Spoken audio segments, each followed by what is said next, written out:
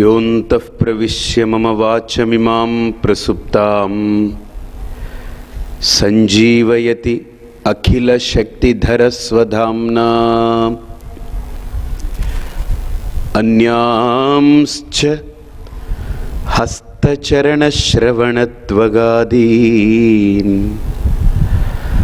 प्राणान्नमो भगवते पुरुषाय तुभ्यं। यं ब्रह्मा वरुणेन्द्ररुद्रमरुतः स्तुन्वन्ति दिव्यैस्तवैः वेदैः साङ्गपदक्रमोपनिषदैः गायन्ति यं सामगाः ध्यानावस्थिततद्गतेन मनसा पश्यन्ति यं योगिनः यस्यान्तं न विदुः सुरासुरगणाः देवाय तस्मै नमः। श्रुतिस्मृतिपुराणानाम् आलयं भुवनालयं नमामि भगवत्पाद शंकरं लोकशंकरम्। ओम दयानंद चरणौ मनसा स्मरामि, दयानंद चरणौ शिरसा नमामि। భగవద్గీత ఇదొక విలక్షణమైన గ్రంథం. ఎందుకంటే దీని మీద వ్యాఖ్యానం చేసినటువంటి వ్యాఖ్యానకర్తలు సామాన్యులు ఎవ్వరూ చేయలేదు. దీని మీద ఒక్కొక్కళ్ళు కూడా మహామేధావులు. సర్వేపల్లి రాధాకృష్ణన్ కూడా భగవద్గీత మీద చక్కగా రాశారు. బాలగంగాధర్ తిలక్ కూడా దీని మీద చాలా అద్భుతంగా వ్యాఖ్యానం చేశారు. ఇక మహాత్మా గాంధీ గారు దీని మీద వ్యాఖ్యానం చేయలేదు, కానీ ఆయన గాంధీ గారి యొక్క చేతిలో నిరంతరం ఉండేది ఈ గీతా గ్రంథం. అసలు గీత అంటే మామూలుగా తెలుగులో గీత గీత అంటాం మనం, దాన్ని ఇంగ్లీష్లో చెప్పుకోవాలంటే లైన్ అంటాం. గీత అంటే ఏంటంటే దానికి డెఫినేషన్ మనం కనుక చూస్తే, ఒక గీత అంటే రెండు బిందువులని కలుపుతూ గీసేది గీత. ఒక బిందువు ఇంకొక బిందువు, ఈ బిందువుని కలిపితే దాన్ని గీత అంటాం మనం. అంటే రెండు బిందువుల్ని కలిపేది గీత. అలాగనే ఈ గీత ఏం చేస్తుందనంటే, జన్మ అనేటువంటి మనకు ఒక బిందువు అయితే, ప్రారంభం అనేటువంటి బిందువు, మరణము అనేటువంటిది ఒక అంతిమ బిందువు అయితే, ఆ బిందువుని ఈ బిందువుని కలుపుతూ గీసేది గీత. అదే జీవితం. అయితే ఆ గీతను ఎలా గీసుకోవాలి అనంటే, మనకు ఒక కారు కొంటే దానికి ఒక మాన్యువల్ ఇస్తారు. ఇది స్టీరింగ్ ఇక్కడ ఉంటుంది, బ్రేక్స్ ఇలా ఉంటాయి, ఇది 5 గేర్స్, ఇది అలాగనే రివర్స్ ఆటోమేటిక్ రివర్స్ ఉంటుంది, బటన్ ప్రెస్ చేస్తే ఉంటుంది, ఇది ఆటోమేటిక్ గేర్ సిస్టమ్, ఇది తర్వాత పవర్ డ్రైవ్ ఉంటుంది, పవర్ స్టీరింగ్ ఉంటుంది, పవర్ గ్లాస్ ఉంటుంది, లేదా దీనికి ఇలా ఉంటాయి ఫెసిలిటీస్, ఎమ్యూనిటీస్ ఇలా ఉంటాయని మాన్యువల్లో మనకి ఇస్తారు. ఆ చిన్న పుస్తకం మనం చదువుకుంటే కార్ని ఎలాగ మనం హ్యాండిల్ చేయాలో మనకు తెలిసిపోతుంది. అలాగనే ఒక సెల్ ఫోన్ కొంటే ఆ బాక్స్లో చిన్న బుక్లెట్ పెడతాడు ఆయన, ఎలా ఆపరేట్ చేయాలి, కీస్ ఎలా ఉంటాయి, లాక్ అయిపోతే సిమ్ లాక్ అయిపోతే ఏం చేయాలి, లేకపోతే సెల్ ఇలా బ్లాక్ అయిపోతే ఏం చేయాలి, ఇవన్నిటి తాలూకా ఎక్స్ప్లెనేషన్స్ దాని మీద ఉంటుంది. అది ఖచ్చితంగా తెలుసుకోవాలి మనం. ఆ పుస్తకాన్ని పక్కన పాడేసి డైరెక్ట్గా సెల్ ఫోన్ మనకు గ్రీన్ బటన్ తెలుసు, రెడ్ బటన్ తెలుసు, లేకపోతే అది తెలుసు అనుకుంటే కనుక ఒక్కోసారి పొరపాట్లు వస్తాయి. అలాగనే మనకి లోకంలో ఏ వస్తువుని కొనుక్కున్నా, మనం దాన్ని కొనుగోలు చేసినా, ఆ వస్తువుని ఎలా ఉపయోగించాలో దానికి సంబంధించినటువంటి పూర్తి అంశాలన్నీ కూడా ముద్రించినటువంటి ఒక చిన్న బుక్లెట్ మనకి ఇస్తారు. దాన్ని మాన్యువల్ అంటారు. అంటే ఒక 1000 రూపాయలు పెట్టి, లేదా ఒక 5000 పెట్టి, లేదా ఒక 10 లక్షలు పెట్టి కొనుక్కున్నటువంటి వస్తువుకే ఒక మాన్యువల్ ఉంది. దాన్ని ఎలా ఉపయోగించుకోవాలి, దాని పర్పస్ ఏంటి, దాని యొక్క యూసేజ్ విధానం ఏంటి, దాన్ని ఎలా హ్యాండిల్ చేయాలని. అంటే 10 లక్షల వస్తువుకో 10,000 వస్తువుకో ఒక మాన్యువల్ ఉందన్నప్పుడు, దాన్ని తెలుసుకోవాలనుకున్నప్పుడు, డబ్బుతో వెలకట్టలేనటువంటి ఒక జన్మని మనం పొంది, ఇంత అమూల్యమైన జీవితాన్ని పొంది, దీన్ని ఎలా హ్యాండిల్ చేయాలో తెలుసుకోవాల్సిన బాధ్యత ఒక వ్యక్తికి ఉందా లేదా? మొట్టమొదటి ప్రశ్న. అంటే ఉందనుకోండి, మాకు ఏ గ్రంథము చెప్పక్కర్లేదు, ఎవడు చెప్పక్కర్లేదంటే ఒక పశువుతో సమానంగా హాయిగా బ్రతికేయచ్చు. ఆహార నిద్ర భయమైతునాని సమానమే తత్ పశుభిర్నరాణం. ఒక కుక్కకి మాన్యువల్ అక్కర్లేదు, ఒక ఆవుకి మాన్యువల్ అక్కర్లేదు, ఒక పక్షికి మాన్యువల్ అక్కర్లేదు. Because they are programmed by nature. అవి ఎలా బ్రతకాలో, ఎలా ఉండాలో వాటికి ప్రకృతి సహజ సిద్ధంగా నేర్పుతుంది. అవి అలాగనే బ్రతుకుతాయి. ఎందుకనంటే ఒక ఉపమానం చెప్తాను మీకు. పులి ఆకలి వేస్తే, ఎప్పుడైనా సరే చచ్చిపోయేట ఆకలి వేస్తే చచ్చిపోతుందేమో, కానీ ఏ జంతువు కనపడకపోతే వెళ్ళి గడ్డి తిని బ్రతకాలనుకోదు, కాంప్రమైజ్ అవ్వదు.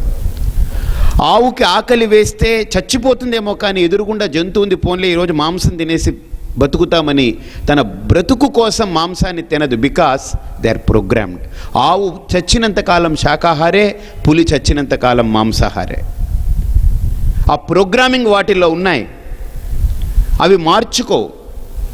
సహజ సిద్ధంగా ప్రాకృతికంగా అవి తయారైనటువంటి విధానం అలాంటిది. కానీ మనిషి అలాంటి వాడు కాడు. Though he is programmed in varieties of concepts. కొన్ని కోణాల్లో మనం ప్రోగ్రామింగ్ చేయబడ్డప్పటికీ కూడా ఈ మానవ ఉపాధి ఇలా ఉండాలి, ఇలా బ్రతుకుతామనేటువంటిది సహజ సిద్ధంగా మన యొక్క ఈ తయారీ జరిగినప్పటికీ కూడా మానవ ఉపాధి. కానీ మనిషి దగ్గర ఉన్నటువంటి గొప్ప అమూల్యమైన అంశం ఏంటంటే ఫ్రీవిల్.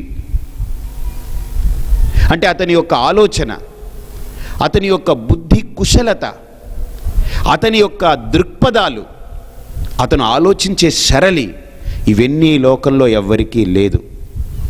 కాబట్టి అతను ఆలోచించగలడు కనుక, అతను మేధావి కనుక, అతను బుద్ధిమంతుడు కనుక, ప్రజ్ఞావంతుడు కనుక అతను ఇలానే బ్రతకాలని మనం ఇదమిత్తంగా ఈ ప్రకృతి శాసించలేదు. మనిషిని ఎలాగైనా ఉండొచ్చు. Because he enjoys that free will. అతనికి ఆ స్వేచ్ఛ ఉంది, స్వాతంత్ర్యం ఉంది, తెలివితేటలతో బ్రతకగలడు అతను.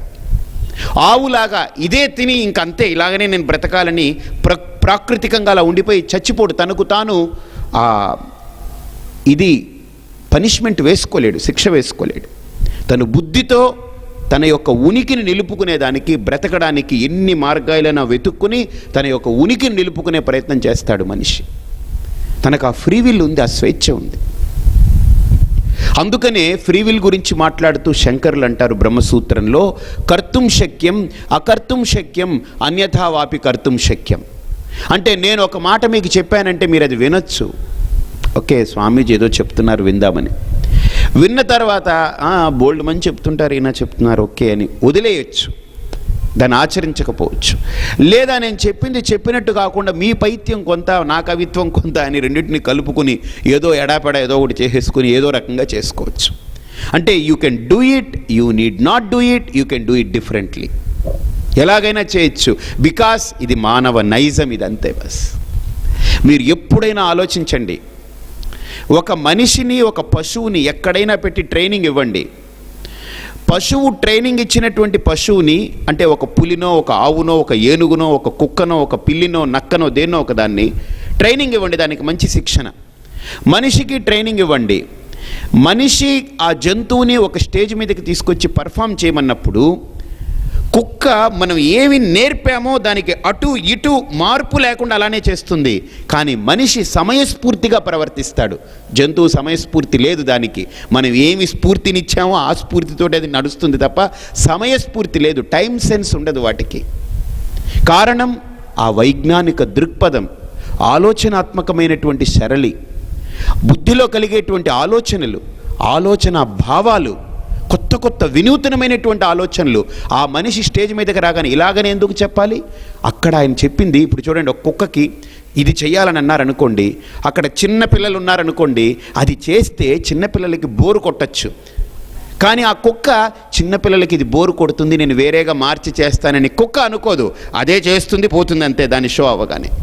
కానీ మనిషి, ఇక్కడ చిన్నపిల్లలు ఉన్నారు, నేను ఇలా చేస్తే వాళ్ళకి నచ్చదు, వాళ్ళని నవ్వించాలి, నేను వాళ్ళని కవ్వించాలి. పెద్దవాళ్ళని నవ్వించక్కర్లేదు, వాళ్ళని ఇంకో రకంగా చేస్తే అబ్బా వాళ్ళని అబ్బురపరచాలి. కానీ పిల్లల్ని అబ్బురపరచక్కర్లేదు, అబ్బురపరచొచ్చు, కానీ ప్రధానం పిల్లల్ని నవ్వించాలి. వాళ్ళని అట్రాక్ట్ చేయాలంటే నవ్వించాలి, పెద్దవాళ్ళని అట్రాక్ట్ చేయాలంటే అబ్బురపరచాలి.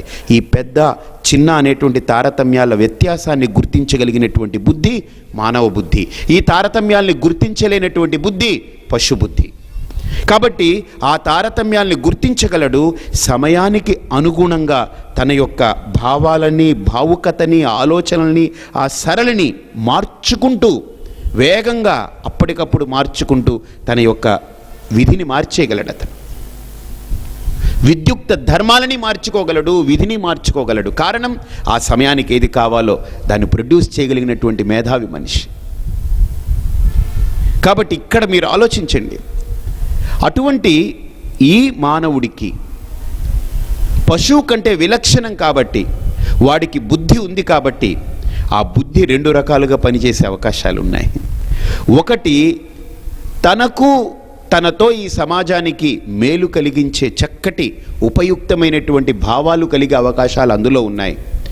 లేదు, తనకు తనతో పాటు ఉన్నటువంటి వ్యక్తిత్వాలకి తీహారు పట్టించేటువంటి భావాలు కూడా పుట్టే అవకాశాలు ఉన్నాయి. తీహారులో వెళ్ళి కూర్చునే అవకాశాలు కూడా ఉంటాయి. వాడు తీహార్కి వెళ్తాడు, వాడిని నమ్ముకున్న వాళ్ళని తీహార్లో తీసుకెళ్ళి కూర్చోబెడతాడు. లేదు, తను బాగుంటాడు, తను నమ్ముకున్నటువంటి వ్యక్తులను కూడా బాగు చేయగలడు. సో ఈ బుద్ధి రెండు రకాలుగా ప్రవర్తించే ఇది ఉంటుంది. ఏ పశువైనా 2G స్కామ్లో ఉంటుందే? ఏ పశువుకైనా బోఫోర్స్ తెలుసా? చెప్పండి. ఏ పశువుకైనా ఇది మ్యానిపులేట్ చేయాలి, దీన్ని ఇలా చేసేయాలని ఏమన్నా ఉంటుందా? ఏ పశువుకైనా స్విజ్ అకౌంట్ ఉంటుందా? ఈ లోకంలో దేనికి తెలియదు, ఏం చేయాలో తెలియదు. ఇంత గడ్డి దొరికితే ఆవు తింటుంది, ఎక్కడో మాంసం ముక్క దొరికితే కుక్క హాయిగా పరుగులు తీస్తుంది, తింటుంది, పడుకుంటుంది. ఈ లోకంలో పశుపక్షాదులకి, క్రిమికీటకాలకి అంతకంటే ఎక్కువ ఆలోచించే తెలియదు, చేత కాదు. కానీ ఎంతకైనా తెగించి ఆలోచించగలిగినటువంటి జీవి ఈ లోకంలో ఏదైనా ఒకటి ఉంది ఈ సృష్టిలో అంటే అది ఒక్క మనిషి, అది మనమే చేయగలం. అది అందుకే శ్రీకృష్ణుడు కూడా భగవద్గీతలో ఒక్క మాట అంటాడు, ఉద్ధరేద్ ఆత్మనాత్మానం నా ఆత్మానం అవసాధేద్ ఆత్మైవ హ్యాత్మనో బంధుః ఆత్మైవ రిపురాత్మనః. ఈ లోకంలో నీకు మిత్రుడంటూ ఎవడైనా ఉన్నాడంటే అది నీ మనస్సే. ఈ లోకంలో నీకు శత్రువు అంటూ ఎవడైనా తయారయ్యాడంటే అది నీ మనస్సే. ముందు శత్రుత్వం అనేది మనస్సులో నుంచి పుడుతుంది, మిత్రత్వం కూడా అదే మనస్సులో నుంచి పుడుతుంది. సత్సంకల్పము మనస్సులో నుంచే పుడుతుంది, దుష్ట భావన మనస్సులో నుంచే పుడుతుంది. అయినా ఒక ప్రశ్న అండి, అసలు మంచి చెడు అనేటువంటిది ఎవడు విభజించుకున్నాడండి? మనిషి. పశువుకి మంచి చెడు తెలియదు. మనం ఏదైనా అడ్డుగా వెళ్ళామనుకోండి, అది అలా కొమ్ముతో పొడిచింది అనుకోండి, కొమ్ముతో ఒక పొడుపు పొడిచింది అనుకోండి, ఆ ఆవును తీసుకెళ్ళి ఇక్కడ సిఐ గారికి 2 టౌన్లోనో 1 టౌన్లోనో కూర్చోబెట్టి దాని మీద FIR రాసి దాన్ని మళ్ళీ కోర్టుకి ప్రొడ్యూస్ చేసి దాన్ని నాన్ బెయిల్గా ఇవ్వాలా, లేకపోతే బెయిల్ ఇవ్వాలా, లేకపోతే రామ్ జెఠ్మలానీ గారిని పిలవాలా, బెయిల్కి ఎవరిని తీసుకెళ్లాలని ఇన్ని ఆలోచనలు ఎవరు చెయ్యరు. ఆవు పొడిస్తే ఆవుని ఎవడు పట్టించుకోడు. ఆవు ఎవడు యజమానో వాడిని పట్టరండి వాడిని అంటాడు, వాడిని కూర్చోబెడతాడు లోపల. కుక్క కరిస్తే ఆ కుక్కని ఎవడు పట్టుకెళ్ళి జైల్లో కూర్చోబెట్టరు, లేకపోతే దానికి ఇంప్రిజన్మెంట్ ఎవడు వేయడు. ఆ కుక్క గల యజమాని పట్టుకెళ్ళి కూర్చోబెడతాడు. కరిచింది కుక్క, అనుభవించేది మటుకు వీడు. కారణం, ఆ కుక్క నాది అని క్లెయిమ్ చేశాడు కాబట్టి అది ఏం చేస్తే వీడు అనుభవించాలంతే. వీడికి శిక్ష, కుక్కకేం లేదు. కాబట్టి ఆలోచించండి, కుక్క తప్పు చేసినా దానికి పనిష్మెంట్ లేదు, కుక్క మంచి చేసినా దానికి ఎవరు ఈరోజు పలానా మిస్టర్ థామస్ కుక్, ఈ కుక్క దానికి ఒక పెద్ద సన్మాన సభ పెట్టుకున్న, చాలా గొప్ప గొప్ప పనులు. కుక్కకి సన్మానం ఎవడు చేయడు, మంచి చేసినా చేయడు, చెడు చేసినా కుక్కకి పనిష్మెంట్ లేదు. మంచి చెడు అనేటువంటివి పశువులకి సంబంధం లేదు. అందుకనే పశువు అనే శబ్దానికి శంకరులు చాలా అద్భుతమైన నిర్వచనం ఇస్తారు. ధర్మాభ్యాం విముక్త పశువు. దానికి మంచి ఏమిటో చెడేంటో రెండు తెలియవు. అది ఒకవేళ తెలియక మంచి చేసినా ఆ మంచి ఫలితం దానికి లేదు, చెడు చేసినా తెలియక ఆ చెడు దాన్ని అంటదు. కాబట్టి అది పశువు. ఒక లోకానికి ఉపకారం చేస్తే వాడికి సన్మానం చేస్తాం. కారణం మంచి ఏమిటో వాడికి ఇదమిత్తంగా తెలుసు, దాన్ని వాడు ఆచరించాలి. చెడేమిటో వాడికి ఇదమిత్తంగా తెలుసు, ఇది చేయకూడదు, ఇది లోకానికి మంచిది కాదు, నాకు మంచిది కాదు, నా తోటి వాళ్ళకి మంచిది కాదని తెలిసి చేశాడు. కాబట్టి వాడికి శిక్ష తప్పదు, తీహార్ తప్పదు. కాబట్టి ఇవన్నీ కూడా మంచి చెడు అనేటువంటి విభజన కానీ, ధర్మము అధర్మం అనేటువంటి విభజన కానీ, న్యాయము అన్యాయం అనేటువంటి విభజన కానీ, శాస్త్రీయము అశాస్త్రీయం అనేటువంటి విభజన కానీ, ఈ విభజనలన్నింటినీ కూడా ఒక్క మానవ జాతి మాత్రమే గుర్తిస్తుంది. ఇక ఏ జీవి ఈ భూమి మీద గుర్తించడానికి ప్రజ్ఞ కానీ, బుద్ధి కానీ, అంత మేధావిత్వం కానీ లేదు. కానీ విచిత్రం ఏంటంటే, ఇది గుర్తించగలిగే శక్తి ఉండి మానవుడు, దీన్ని గుర్తించి దాన్ని ఆచరించవలసినటువంటి మానవుడు అసలు వాటిని గుర్తించకపోవడం ఒక పెద్ద దోషం. ఒకవేళ గుర్తించే అవకాశం వచ్చినా దాన్ని సద్వినియోగం చేసుకోకపోవడం అంతకంటే దురదృష్టం ఇంకొకటి ఉండదు. కాబట్టి ఈ విభాగాన్ని మనకు ఎరుకపరుస్తుంది భగవద్గీత. అసలు మంచి అంటే ఏంటి, చెడు అంటే ఏంటి? అసలు ఈ లోకంలో మంచి అనేది ఒకటి ఉందా, చెడు అనేది ఒకటి ఉందా? ఆలోచించండి. అసలు మంచి అంటే ఏంటి, చెడు అంటే ఏంటి? మంచి చెడు రెండు ఉండదండి, ఒకటే బిందువు. దానికి సవ్య దిశగా వెళితే అది మంచి, అపసవ్య దిశగా వెళితే అది చెడు. That's it. ఒక బిందువు చూడండి, సవ్య దిశగా వెళితే మంచి, అపసవ్య దిశగా వెళితే చెడు. అంటే నేను ప్రవర్తించవలసినటువంటి విధానంతో నేను ప్రవర్తిస్తే అది ధర్మము, నేను ప్రవర్తించకూడని విధానంతో ప్రవర్తిస్తే అది అధర్మము. That's it. I am placed in midst of that. నేను ఆ రెండిటి మధ్యలో ఉన్నాను. నేను ఇలా వెళ్ళాలా, అలా వెళ్ళాలా. ఇప్పుడు పశువు ఉందనుకోండి, అలా వెళ్ళినా ఇలా వెళ్ళినా దానికి ఏమీ అంటదు.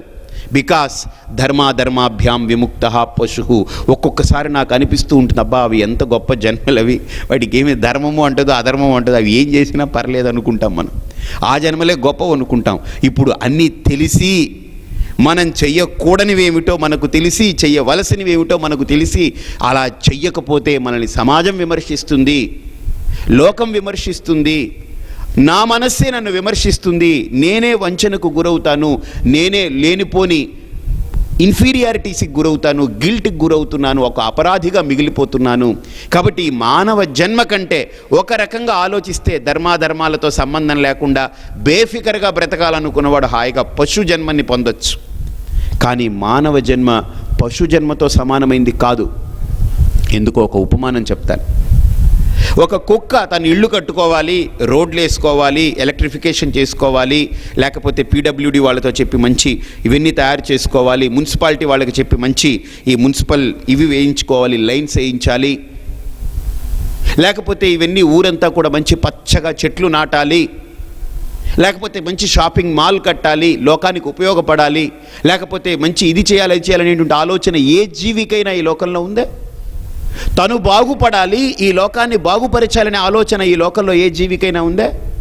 కానీ గుర్తుపెట్టుకోండి, తను బాగుపడాలి, తను ఈ లోకానికి ఏదో సహకరించాలి, ఈ లోకం బాగుంటే తను బాగుంటాడనేటువంటి భావన ఒక్క మనిషికి ఉంది.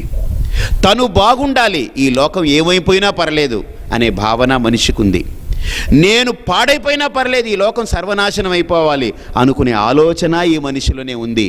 ఫర్ ఎగ్జాంపుల్, మొన్న మధ్య చూసాం బిన్ లాడెన్ లాంటి వ్యక్తిత్వాల్లో తాను ఏమైపోయినా పర్లేదు, తను చచ్చిపోతాడు, తన ఆఖరికి పొందవలసినటువంటి దుర్గతి ఏదో తనకు బాగా తెలుసు, కానీ లోకాన్ని నాశనం చేయాలంతే, ఏక లక్ష్యం అంతే.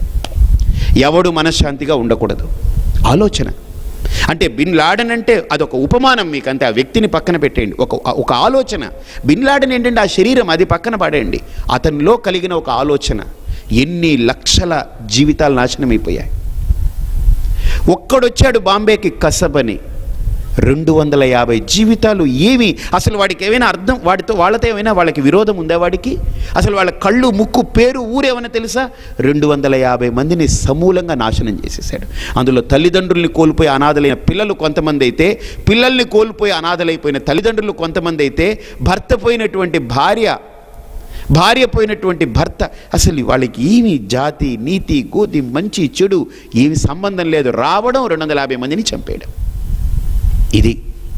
కానీ ఒక పులి అకారణంగా సమాజంలో మనుషులు ఉన్నారు కదా అని 100 మందిని కొరికేది. అది దానికి ఆకలిస్తే ఎవరైనా దొరికితే చంపుతుంది, అంతే. తన ఆకలి కోసం చంపుకుంటుంది.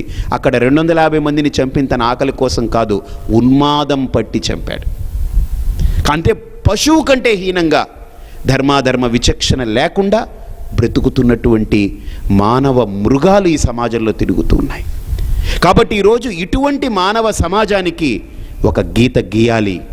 ఏమిటా గీత?